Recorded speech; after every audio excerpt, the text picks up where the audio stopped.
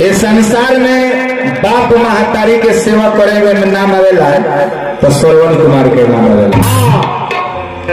श्रवण कुमार का बाबा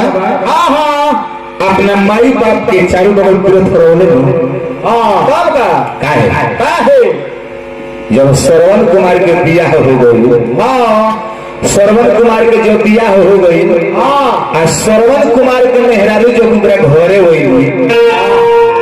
तो बधाई बाजे लागल कि बजाना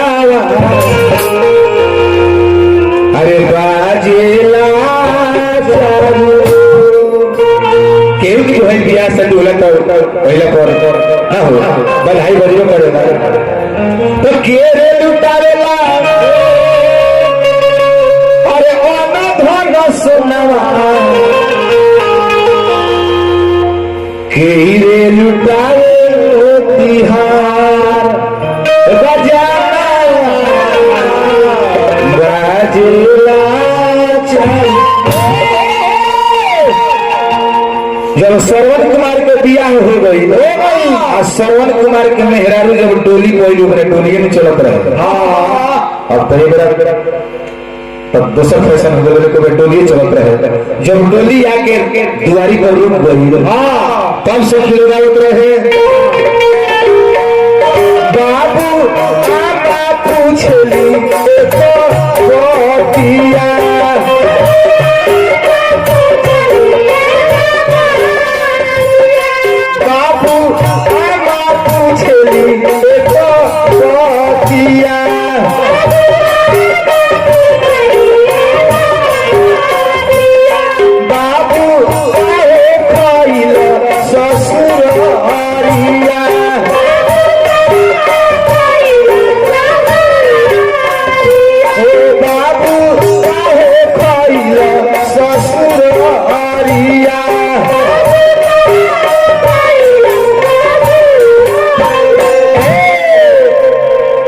श्रवण कुमार के औरत को उतार के अंगना में लेके चल गई। यही गन करत करत जब धीरे धीरे दिन बीतल तो धीरे धीरे दिन बीतल तो श्रवण कुमार के औरत का कोई लेके चल गई गांव में मैंने लगे के रहे से पूछो के अच्छा ही बताई कि गांव में कुहार लोग कहाँ रहेला तो लोग के तो नए नए आई तरह कुहार से कौन मतलब है तो ना माने वो हमारा काम बैठे तो लोग बाल चल बोलो भोजी बसोरिया में कुहार भाई लोग रहेला। अब कुहार की यहाँ जाके कुहार भाई से कहली कि कुहार भाई हमारा एगो सामान चाहिए एक ही गो हाड़ी में उन्हें दू गो पीठ बनावे के रहे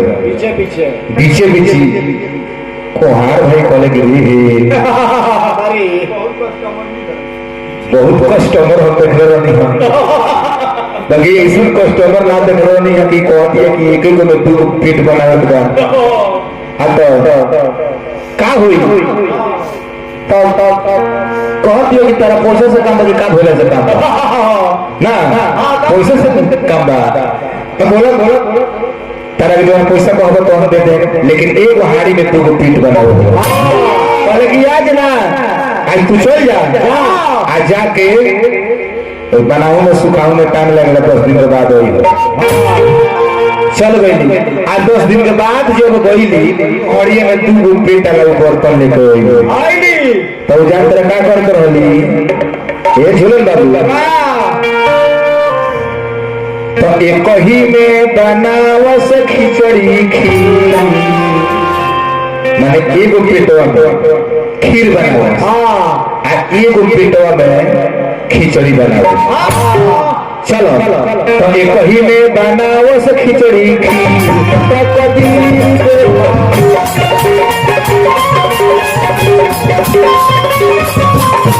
एक ही में बनावस खिचड़ी खीर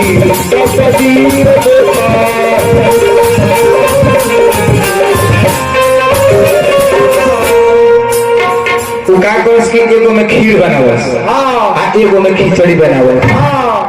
तो जब खिचड़िया बनावस तो अपना सास ससुर के देश खीरिया जो बनावस वो अपने खास अपना पति देव खिलावस काहे कि श्रवण कुमार के माई बाप आई हमारा मनोज भैया फिर 1000 रुपया पुरस्कार दे बनी कि माता पिता के नाम पर जे माई बाप के भक्त होला ओकरा के भगवान रक्षा करी। श्रवण कुमार के माता के नाम रहे चंद्रकला, अब पिता के नाम रहे बुधवान, तो उहे आंधा रहे बांधा हो गई। श्रवण कुमार के माता पिता के भाग में ई ना लिखल रहे कि तारा संतान को ही हो। तो श्रवण कुमार के माई बाप बड़ी तपस्या कैलो भगवान के, ब्रह्मा जी के। तो कोनो ऐसा काम बा जो भाग में नहीं लिखल तो ओकरा के खूब मेहनत कैल तो मिल जाला, मजबूरन भगवान दे ले। ब्रह्मा जी खुश हो गए, कहले कि बहुत ढेर दिन लोग तपस्या कैले बड़े लोग, बोले का चाहिए तारे लोग के वरदान। तो वो लोग कहलो कि वरदान ये चाहिए कि वो हमरा के संतान दे दी, कैसे कि जेकरा वो संतान ना रहेला वो पिंड में ना देला तो ए जीवन के मोक्ष ना मिलेला। तब ब्रह्मा जी कहले कि तारा लोग एगो संतान तो तारा लोग भाग में लिखल ही नहीं थे, अगर जो तारा लोग संतान हो जाता आ जोहिया को लड़का के तुलो देखबल तो या आनहर हो जाए। तो श्रवण कुमार के भाई बाप कहल कि चलो लड़का तो हो ही बोले देखो ये आनहर चल जाए। कुछ दिन के बाद श्रवण कुमार के जन्म हुई, और धीरे धीरे अंधा अंधी के उम्र धरे लगल। तो एक दिन महतारी सोचली, माई के जीव जानते बने, महतारी सोचली कि चलो इतना दिन हमारे बेटा के भइले भइल, अब भले देखम त अंधेरे में हो जाए, कम से कम अपना अखिया से हम देख लें, कम से कम अपना बेटा के हम जन्म दिले बनी तनी खाली देख ली कि हमारा बेटा कैसा बा। महतारी को लइका के देखली दान हो गई। तो बापू सोचले कि जब महतारी जानवर हो गई तो हम कम से कम अपना खाली बेटा के सूरत देख ले, बापू देखे वो आनर हो गई। तो दान धिका जाने लोग हम खीर का तनी खिचड़ी खाते हैं। और श्रवण कुमार के मेहरारू का कर रही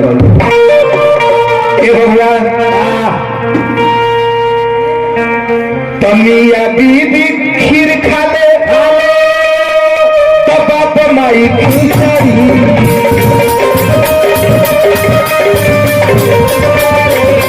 बीबी खीर खा ले बाप माई खिचड़ी।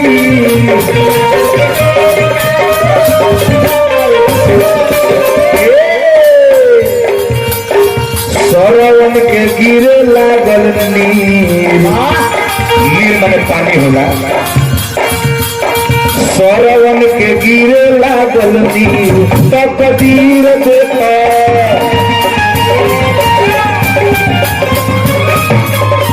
श्रवण के गिरे लागल नीर तो कबीर देखा।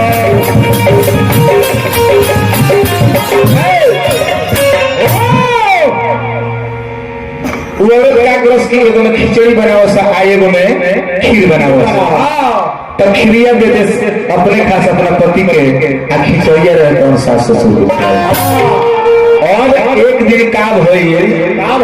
कि श्रवण कुमार का कहले कि आपन खानवा सुरेंद्र भाई आपन खानवा लेके अपना बाप अपना महतारी आंधा अंधी के दे रहे। जब आंधा अंधी खीर में से खाई लो तो कहले बेटा जुग जुग तू जियो, तार मेहरारू जुग जुग जियो।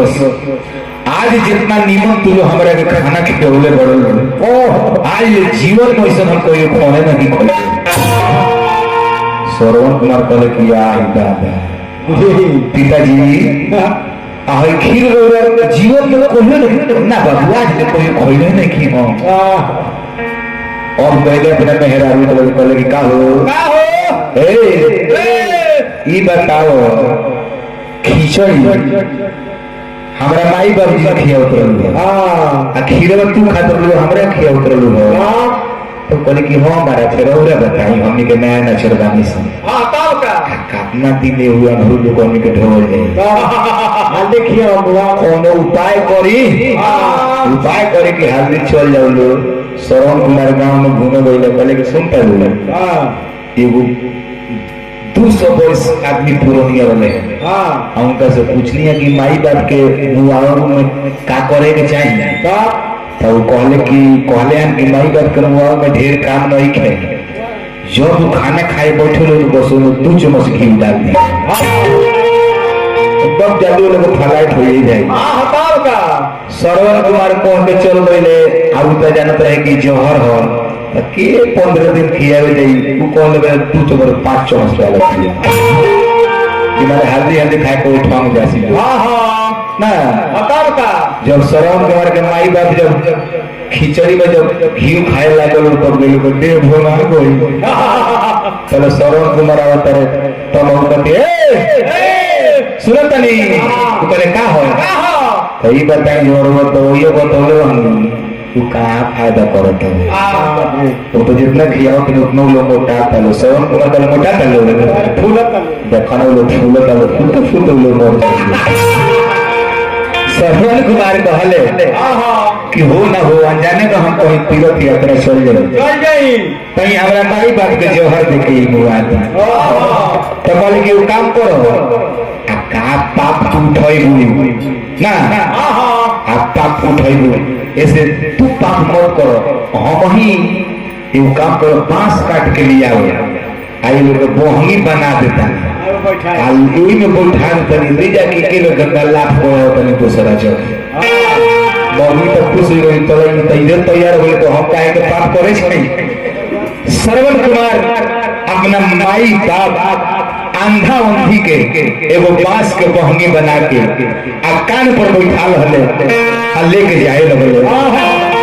अरे तो दुनिया में के बा देवता भाई ये दुनिया में तो दुनिया में के बा देवता भाई बाप महतारी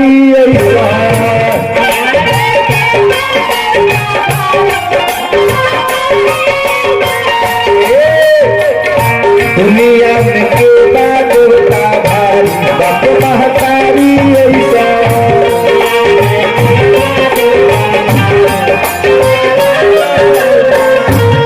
का मेरे श्रवण कुमार का बोलना ये बात हो श्रवण बनवले कावर तीर्थ के करवले भावा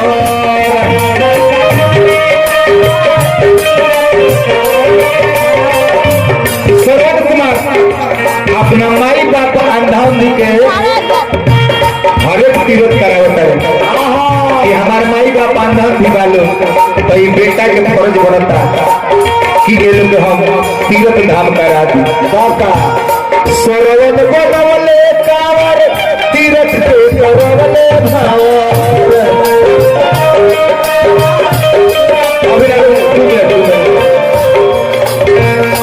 ये तो गावता बेदसारी संजय भाई कहाँ चल के रहे उनका नाम से को पैसा ना आए कहाँ चल गए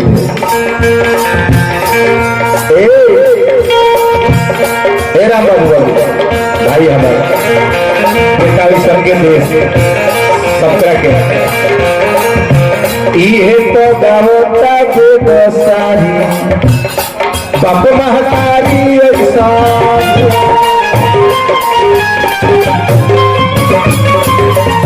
ये तो गावता बेदसारी बाप महतारी ऐसा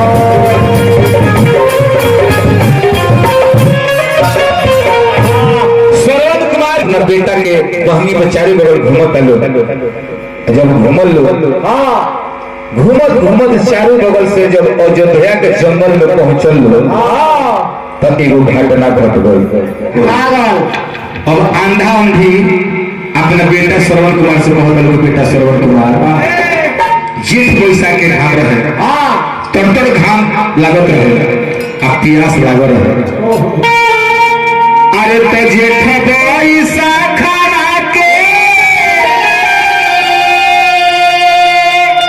बाबू हो आज हमारा मंदिर का चर्चा ना हो हमारा मास्टर साहब कि अंतिम क्रिया में भगवान का चर्चा होता माइये अब बाप के बेटा के फर्ज का होला अरे तो जेठ गई साखरा के अरे तो कली भूरिया है तो लगी गई मधुरी पिया सजी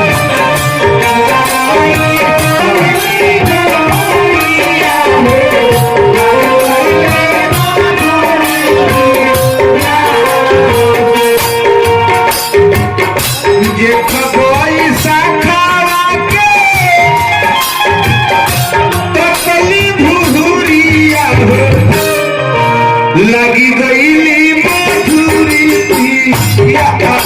सजी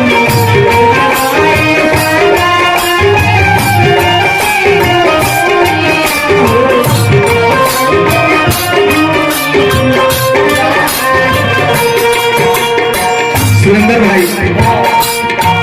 अंधम निकाले बड़ी जोर से प्रयास लागल बा। हे बाबू बहुत लोग बेटा श्रवण कुमार बिना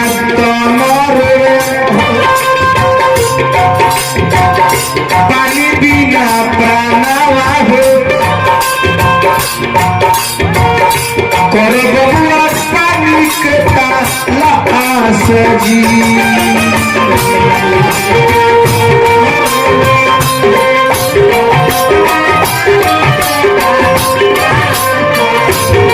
आज हमारा मास्टर साहब के जीव आज भर माने तेजी रही वहां के सब देखत नहीं कि का होता का नहीं के ऊपर कौन बिना तोमर पानी बिना प्राणा हो कर बबुआ पानी के ताला सजी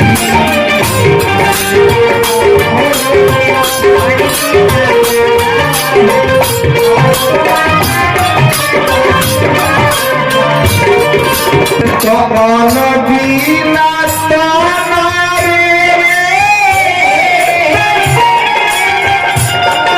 अरे पानी बिना प्राणवा हो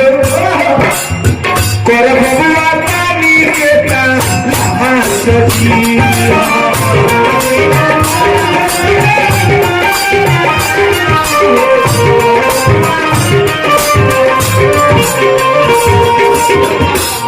काजल बबली के नाम से वो मास्टर साहब मंदिर संस्कार में आई बा। भगवान आत्मा के स्वर्ग में उसका स्थान दे।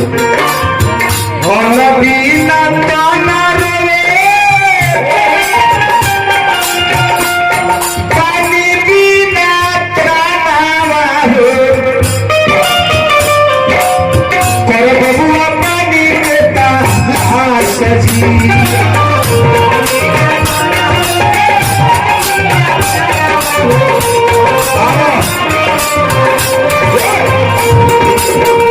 श्रवण कुमार के माई बाप के बड़ी जोर से प्यास लागल जब प्यास लागल तब अपना बेटा श्रवण कुमार से आंखा ने कहलो कि बेटा श्रवण कुमार अगर जे पानी ना पिएगा तो हमने के प्राण निकल जाई तब पाप महातारी के हत्या के पाप तारे लग जाई। श्रवण कुमार कहले कि जब पूरा तीर्थ हम घुमा दहनी हमारा चलते हमारे बाप महतारी मर गई तो हमारा बड़ा भतिया लगे। एगो बर के गाछ रहे बाबा एगो बर के गाछ पर अपना बाप महतारी के बहनी भर रहे आप कमांडर ले वाले कहले के वाले नहीं जी बैठी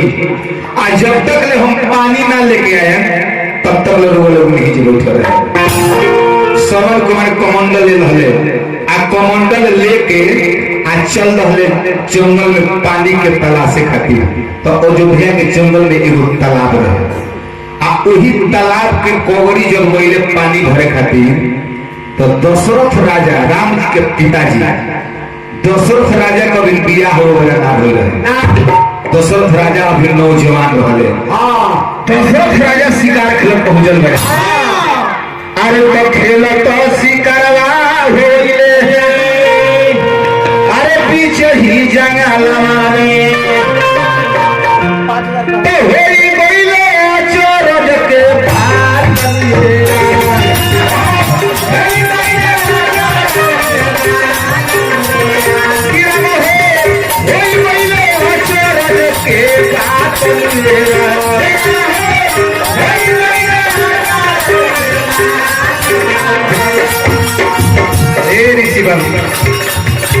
दशरथ राजा नौजवान बड़े रोड पर बैठ के जंगल में शिकार खेले वही समय में श्रवण कुमार को तालाब में पानी भरे करते अपना माई बाप के दिया कोई बड़े तो जैसे कोनो बर्तन जहाँ ढेर पानी होला आ कोनो बर्तन के ऊपर डुबावल जाला तो गड़बड़ गड़बड़ करके आवाज करे माने ढेर पानी में डुबावल जाए अभी पानी भरत है तब तक का भइल शब्द के आवाज सुनले अवध के राजा नाम हो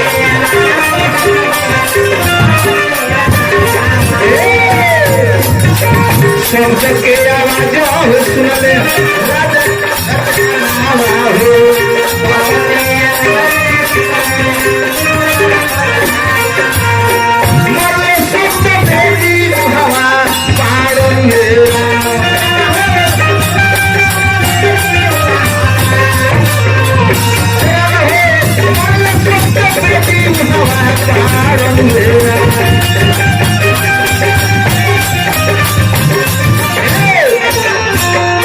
जब श्रवण कुमार पानी भरे लगले गड़गड़ गड़गड़ करके जब आवाज करे लगल तो दशरथ राजा बुझले कि कोनो जानवर ए जंगल में पानी पियोता चरत रहो पियास लागल बा के पानी पियोता तर्कस से ऋषि बाबू पान निकल ले पान निकाल के शब्द वेदी बाण कान पकड़े खींच के सनाट पे छोड़ले जब बाण मरले तो ऊ बाण जाके श्रवण कुमार के छाती में लागो अरे लागी गईले तीर हो अरे लागी गईले तीर सरवना जी के छतिया लागी गईले तीर सरवना जी के छतिया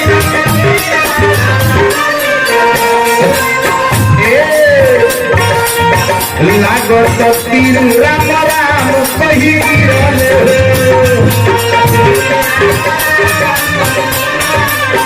लागत तीर राम राम कही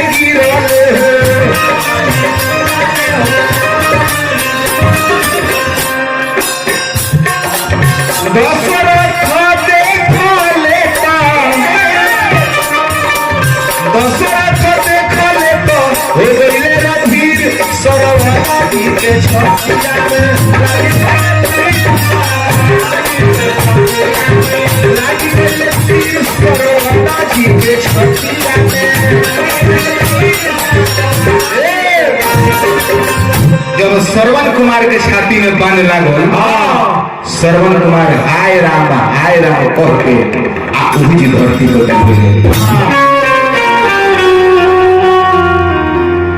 जब धरती पर गिरल राम शब्द के नाम जब दशरथ राजा सुनले तो अफसोस भइल बुझाइल कि अनजाने में कोनो मनुष्य के हत्या करे लगे श्रवण कुमार के लगे दशरथ राजा होइले आ कहले कि बाबू तहार कहां घर हो केकर बेटा हुआ छाती में से पान निकाले के चाहता रहे लेकिन दशरथ राजा कहले कि श्रवण कुमार करके राजा हे राजा रउरा हमरा छाती में से बाण मत निकाली काहे कि अब हमार प्राण निकले के बेड़ा हो गया रउरा से ये हमार आग्रह बा कि हम अपना माता पिता खातिर पानी लेवे खातिर आए नहीं हमार माता पिता ऊपर के गाछ के लगे बैठ के पानी बिना तड़पत हलो ई पानी रउरा ले ली आ ले जाके हमारा माई बाप करूरा पानी पियाने जब दशरथ राजा उपमंडल लेके आ जब जाए लगले पानी पियावे खातिर तो दशरथ राजा से श्रवण कुमार कहले कि सुनी पानी पियावे खुदरा हुआ जाता नहीं ठीक बा, लेकिन ये मत कहे कि हम श्रवण कुमार के जान से मार दिले। कहले लगा अरे राजा जी मेरे मरने के बाद इतना कष्ट उठा लेना,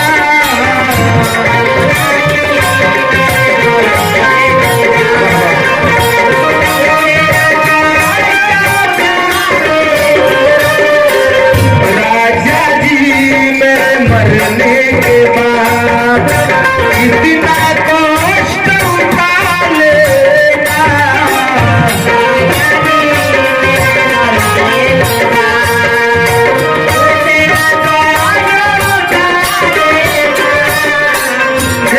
राजा माता पिता मेरे अंधा अंधी,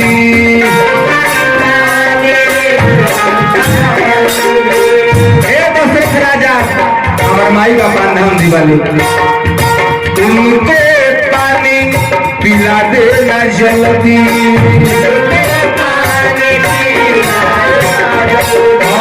उनको पानी पिला देना जल्दी।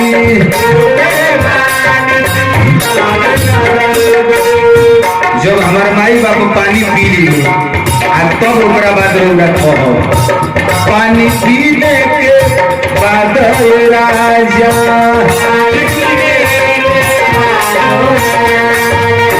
पानी पीने के बाद राजा,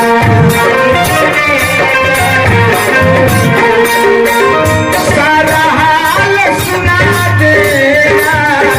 राजा जी मेरे मरने के बाद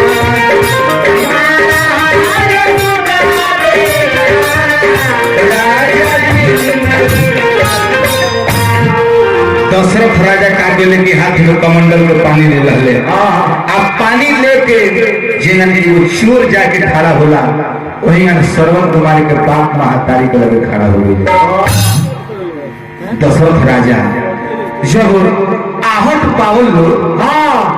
अंधा तरह लो तो आटे से में पूछ लो, आहट पावल लो कि बुझाते कि हमारे बेटा श्रवण कुमार आ गए, लेकिन श्रवण कुमार आवत रहे हैं तो जरूर कहेंगे बाबूजी पानी पी लो, माई पानी पी लो, लेकिन ई के हो कि चोर खनिया के खड़ा हो बोलत नहीं खन, तब आंधन भी कहले कि बेटा श्रवण कुमार बाबू अच्छा ये बताओ बुझाता आज कोनो हमने के इतना घामा में भेज दे नहीं हम, कोनो गलती कर दिल नहीं, यही से तू हमने से नहीं खबर और श्रवण कुमार रहने की बोलस, लेकिन आंधा भी कहत लुका कि यार बेटा बतिया के अरे मन बरे हमार तो काहे नहीं खपल बेटा आज मुहावा से,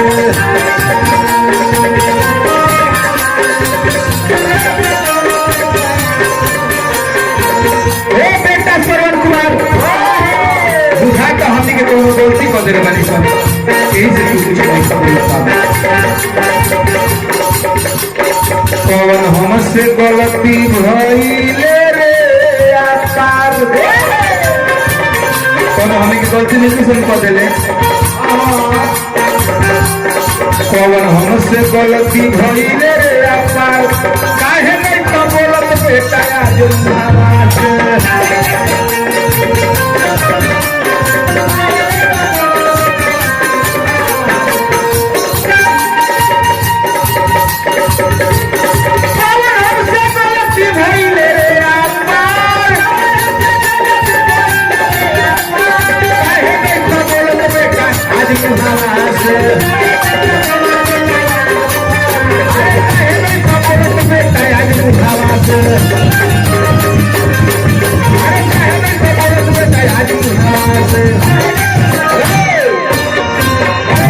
बेटा श्रवण कुमार काहे लोग बोल राजा दशरथ चुपचाप बारे तब आंधन देखी सिया मिलो कहल के हवा और जे ना बोलबो तो तारे के श्राप दे सन तब दशरथ राजा थर थर कांपे लगे गईले हाथ में कमंडल ले रहे थर थर कांपे करे अब कहले कि हे माता पिता एगो काम करी लो हमार नाम राजा दशरथ हटे अरे अयोध्या नगरिया हो बाटे अरे धरवा दुआरा हो राजा दशरथ नाम अरे खेल तो शिकार रहनी अरे पीछे ही जंगलाने तुम्हारी बिहारी सरवंत जान हमार नाम राजा दशरथ हम अयोध्या के राजा हैं शिकार खेले जंगल में आई बनी हम और बाबू श्रवण कुमार पानी लेवे कमंडल में गोर ले तालाब में हम मिर्गा समझ के बाण मार दुनिया बाण जाके श्रवण कुमार के छाती में लाग गई हो श्रवण कुमार के दुनिया में नहीं था इतना बात जब आंधन भी सुन दशरथ राजा के श्राप दी हलो ये राजा दशरथ तारा के श्राप देता सन कि आज जेंगन हमने के बेटा के वियोग में मरता सन एगो समय आई कि तू अपना बेटा के वियोग में मर जीव